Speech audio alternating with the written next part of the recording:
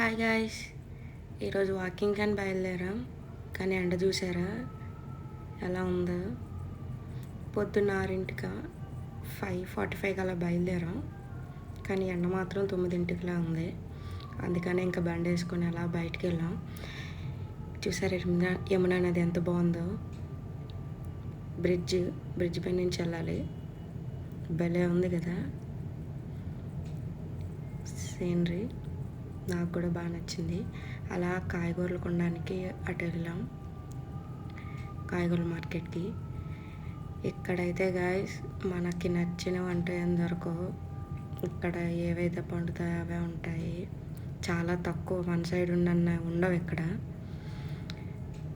అవే రొటీన్గా ఉంటాయి. క్యాలీఫ్లవరు, ఆనపకాయ ఇవే ఉంటాయి. ఇంకా అలాగా గుమ్మడికాయలు చూసారు ఎలా ఉన్నాయో.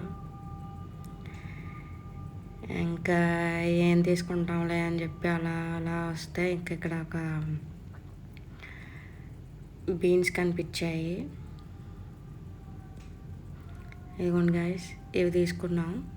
అండ్ కాకరకాయలు కూడా తీసుకున్నాం. ఇవి చూసారా మామిడికాయలు. అండ్ అలా పువ్వుల మార్కెట్కి వచ్చాం. పువ్వుల మార్కెట్ మీద నుంచి వెళ్ళాలి.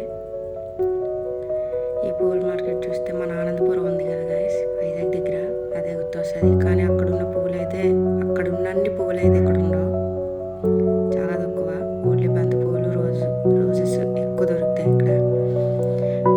యాక్చువల్గా వీళ్ళు ఎక్కువ పువ్వులు పెట్టుకోరు, అందుకని ఇక్కడ ఎక్కువ దొరకవు. అలా ఆర్యాల్ ఘాట్ సైడ్ వెళ్ళాం గైస్. చూసారా హ్యాంగింగ్ బ్రిడ్జ్, భలే ఉంటుంది అది. ఇందాక చూసిన బ్రిడ్జ్ బ్రిటిష్ కాలం నాటిది, బ్రిటిష్ వాళ్ళు కట్టారంట. ఇది మొన్న రీసెంట్గా కట్టారు. హ్యాంగింగ్ బ్రిడ్జ్ అంటారు దీన్ని. యమునా నది పైన భలే ఉంటుంది సీనరీ మాత్రం చూడడానికి. పొద్దున్నే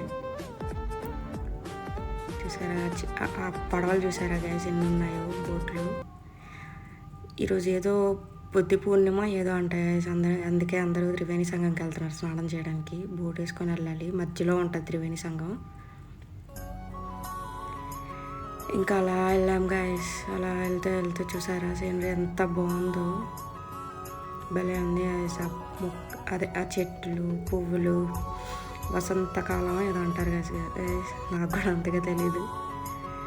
భలే ఉన్నాయి పువ్వులు గట్ట. వెళ్తూ ఉంటాయి, భలే అనిపించింది. ఎంత బాగుందో వెళ్తుంటే. అంతేగా మా వారు పిహెచ్డీ చేస్తున్న కాలేజ్ గైస్ ఇది.